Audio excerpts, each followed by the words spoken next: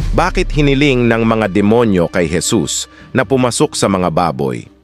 Ang unang paghaharap ni Jesus at ni Satanas ay nagbunga ng tagumpay ni Jesus laban sa mga tukso, gaya ng isinalaysay sa Mateo Kabanata 4, mga talata 1 hanggang 11. Saklaw ng espiritual na mundo sa pamamagitan ng paggamit ng autoridad sa mga demonyo sa Mateo Kabanata 8, mga 28 hanggang 34, at ang domain sa sakit sa pamamagitan ng pagpapagaling ng paralitiko sa Mateo Kabanata 9 hanggang 8. Pagkatapos ng bagyo ay mahimalang huminahon si Jesus at ipinagpatuloy ng kanyang mga alagad ang kanilang paglalakbay sa dagat ng Galilea.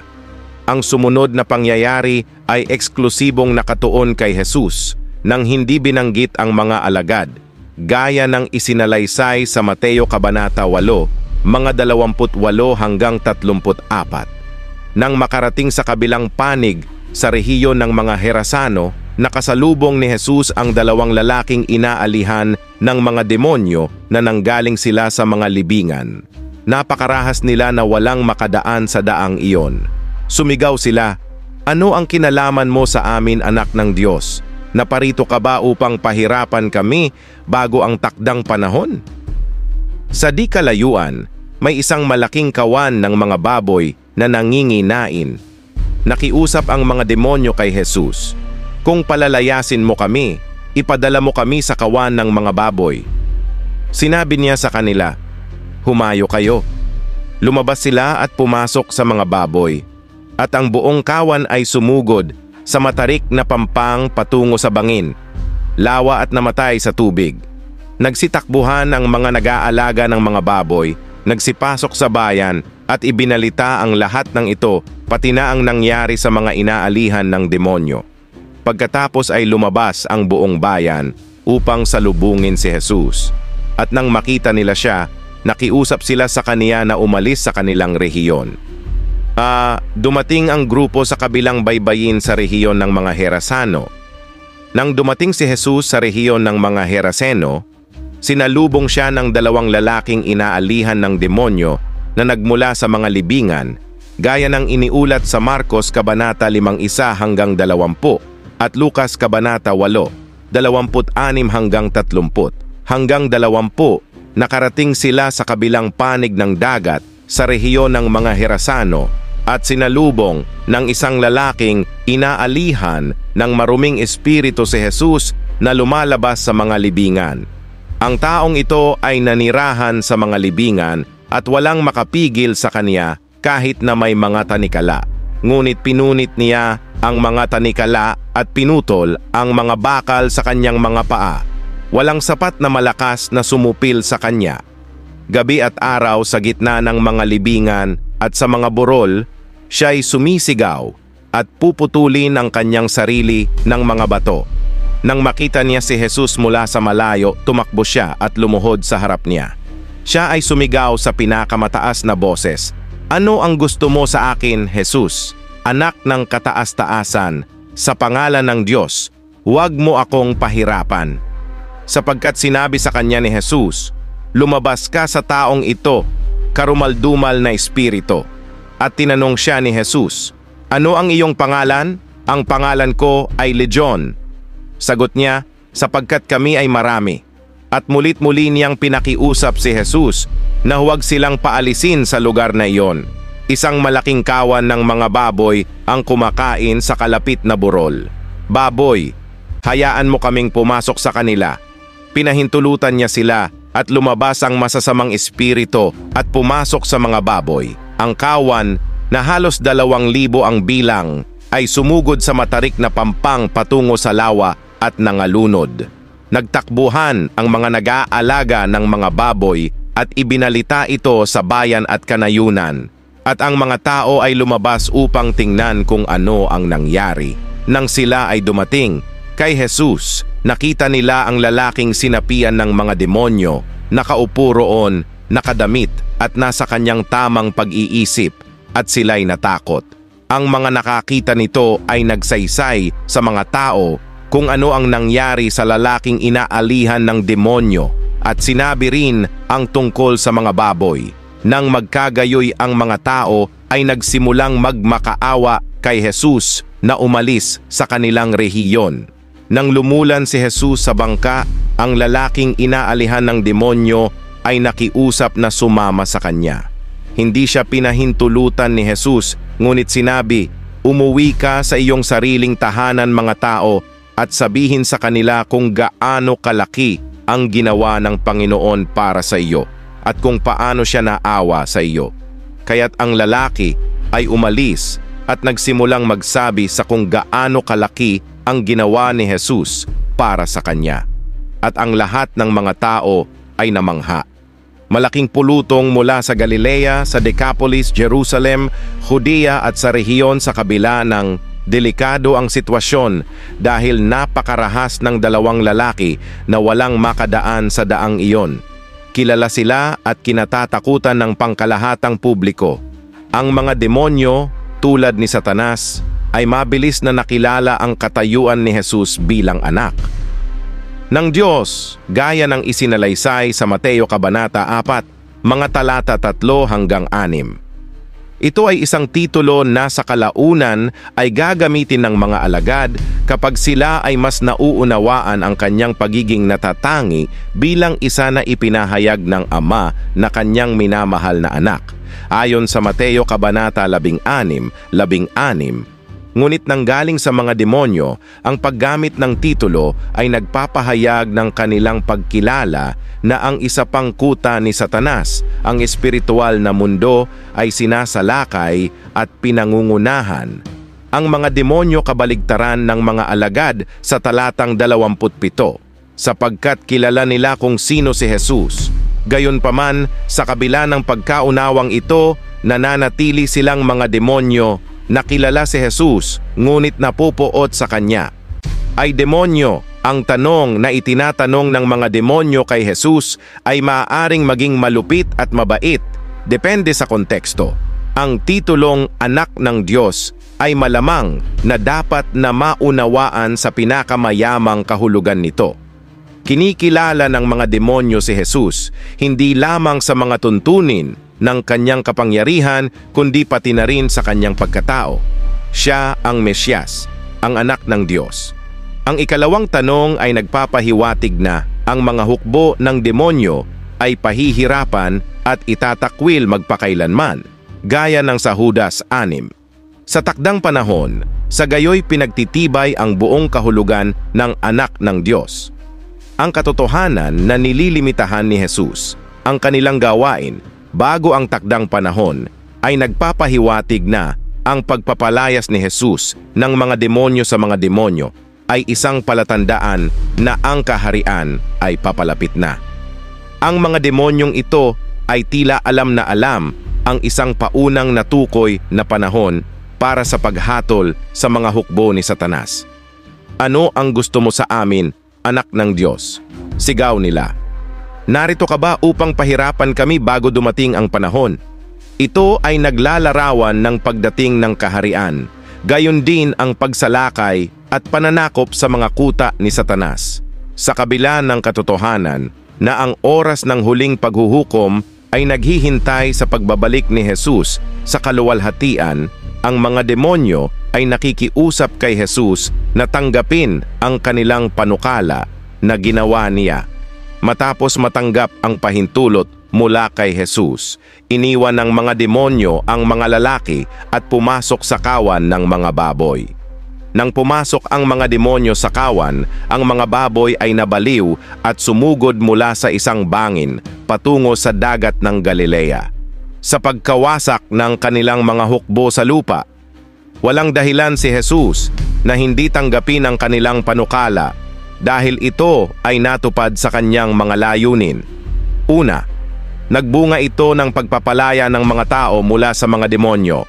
Pangalawa, ang mga baboy ay mga maruruming nilalang ayon sa tradisyon ng mga Hudiyo. Sa makatuwid, isang angkop na sagisag at ligtas na kanlungan para sa mga demonyo. Ikatlo, ang pagtanggap sa kanilang panukala ay hindi nagpabago sa pinakahuling kapalaran ng mga demonyo sa araw ng paghuhukom. Sa makatuwid, tinanggap ni Jesus ang kanilang panukala sapagkat ang mga demonyo ay talagang gumagawa ng gawain ni Jesus para sa kanya. Higit sa lahat, si Jesus ay hindi nagkakasala sa pamamagitan ng pagtanggap sa mungkahi ng mga demonyo. Sa kabilang banda, ang pakikipagtagpo ni Jesus kay Satanas sa ilang ay ganap na naiiba. Kung si Jesus ay susuko sa mga hinihingi ni Satanas, siya ay maaakay sa pagsuway.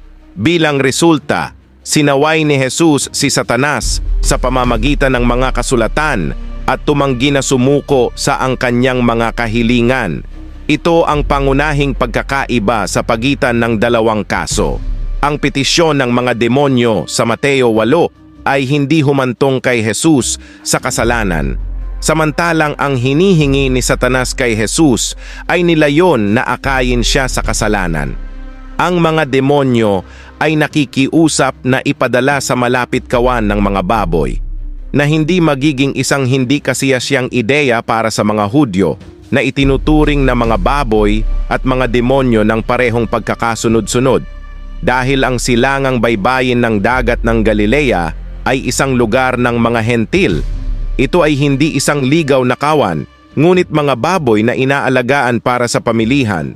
Ang kahilingan ng mga demonyo na pumasok sa mga baboy ay may karagdagang nakamamatay na layunin.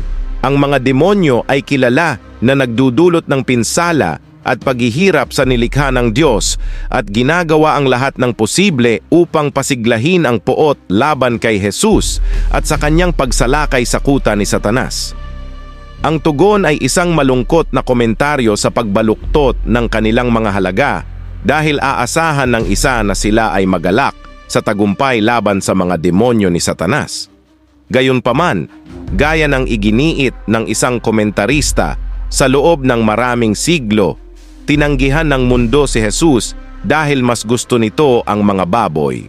Hindi nilipol ni Jesus ang mga demonyo, sa halip, pinahintulutan niya ang kasamaan na tumakbo sa mundong ito hanggang sa araw na ang lahat ay maitama. Ang kinahinatnan ng eksorsismo ay hindi binanggit sa Mateo, ngunit napansin ni Marcos at Lucas na sinapian ng demonyo ang tao. Mula sa Gerasano ay nakiusap na sumama kay Jesus. Gayunpaman, inutusan siya ni Jesus na umuwi at sabihin sa kanyang pamilya at mga kaibigan kung gaano kalaki ang ginawa ng Diyos para sa kanya. Nang makita ang mga alagad na kasama ni Jesus, ninais ng dating demonyo na maging katulad nila, ngunit pinabalik siya ni Jesus sa kanyang sariling bayan upang magpatotoo. Sa isang diwa, ang 12 ay mangingisda ng mga tao. Ngunit sa kanyang sariling mga tao, ang hentil na ngayon ay tagasunod ni Jesus ay magiging isang mangingisda ng mga tao. Gayunpaman, ang pagkawala ng kawan ay naging isang paraan upang ilantad ang tunay na halaga ng mga tao sa lugar. Mas gusto nila ang baboy kaysa mga tao at baboy kaysa sa tagapagligtas, tulad ng sa Mateo 8, versikulo 34. Ang talatang ito ay naghahayag ng makasalanang katangian ng sangkatauhan. Si Jesus ay nagpalayas lamang ng mga demonyo mula sa 2 tao at nagpadala ng masasamang espiritu sa isang kawan ng mga baboy, na kung saan sumugod patungo sa isang bangin at sa dagat kung saan sila nalunod. Nang sabihin ng mga pastol kung ano ang nangyari sa mga naninirahan sa kalapit na lungsod, ang buong komunidad ay nagalit sa tagapagligtas. Ano ang kanilang pangunahing issue? Ito ay ang potensyal na pagbagsak ng ekonomiya at pagkawala ng negosyo, kaysa sa kanilang espiritual na kalusugan. Nang makita nila si Jesus na papalapit sa lungsod, hiniling nila na umalis siya. Sa kasamaang palad, tayo ay nagkasala ng parehong pagkakamali.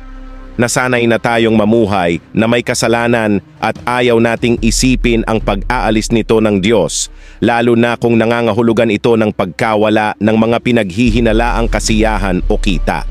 Ngunit ang paghawak sa kasalanan ay isa sa mga pinakanakakalason na bagay na magagawa natin. Ang wakas ng kwentong ito ay makabuluhan sa kabuuan nito. Ipinakikita nitong muli na ang ministeryo ni Jesus ay hindi limitado sa mga Hudyo, ngunit inilarawan ang misyon sa mga Gentil. Ipinakikita rin nito na ang pagsalungat kay Jesus ay hindi lamang Hudyo. Sa ganoong kahulugan, ito ay nagpapatunay na ang mga kalaban sa Mateo ay hindi pinili batay sa lahi, kundi ayon sa kanilang pagtugon kay Jesus. Pagninilay sa ating hilig sa kasalanan at paglaban sa pagpayag sa Diyos na alisin ito, lalo na kung ito ay nagpapahiwatig ng pagkawala ng kasiyahan o kita, ay malalim na nakaugat sa banal na kasulatan. Ang Biblia ay madalas na tumutugon sa salungatan sa pagitan ng makamundong pagnanasa at pagsunod sa Diyos. Binibigyang diin na hindi tayo maaaring maglingkod sa Diyos at sa kayamanan. Itinatampok videong ito ang ideya na ang katapatan sa kasalanan at ang paghahangad ng material na pakinabang ay maaaring mag-akay sa atin palayo sa Diyos. Naglalarawan isang paulit-ulit na panipat sa banal na kasulatan kung saan ang mga tao ay madalas na pumili ng makamundong interes kaysa sa kung ano ang espiritual na tama upang kanilang maunawaan ang kalooban ng Diyos. Ito ay nagpapahiwatig na ang paglaban sa kasalanan at espiritual na pagbabago ay saligan sa pananampalataya. Ang ministeryo ni Jesus na umaabot sa mga Gentil ay isang pangunahing tema sa bagong tipan sa pagitan ng mga Hudyo at mga Hentil na lumilikha sa kanyang sarili ng isang bagong tao. Ang pagsasamang ito ng mga Hentil sa pangako ng kaligtasan ay sumasalamin sa pagiging pangkalahatan ng pag-ibig at awa ng Diyos sa disposisyon ng puso na tumugon sa Kanya. Itinatampok din ng salaysay sa Mateo na ang pagsalungat kay Jesus ay lumalampas sa mga hadlang sa lahi at kultura. Sa aklat ng mga gawa, nakita natin na ang ebanghelyo ay lumalampas sa hangganan ng mga Hudyo na umaabot sa iba't ibang kultura at mga tao. Ito ay nagpapakita na ang mensahe ni Jesus ay inklusibo na tinatawag ang lahat ng tao anuman ang kanilang pinagmulan na magsisi at magbalik loob sa Diyos. Kaya naman, ang yugto ng mga Gadareno at ang kasunod na mga aralin ay nagpapakita ng isang mahalagang prinsipyo ng Kristyanismo. Ang kaligtasan at ang katotohanan ng Diyos ay bukas sa lahat at ang tunay na balakid ay ang pag-aatubili ng tao na talikuran ng kasalanan at sumunod kay Kristo. Hinahamon ng katotohanan ito ang mga tagasunod ni Kristo na suriin ang kanilang sariling buhay, mga prioridad at katapatan na iniayon sila sa mga turo at halimbawa ni Jesus. Sa konklusyon, ang tanong natin sa araw na ito ay, kailan mo unang naramdaman ang presensya ng Diyos? Magkomento sa ibaba at mag-subscribe sa channel. Huwag mag-atubiling manood ng iba pang mga video. Salamat, pagpalain ka nawa ng Diyos.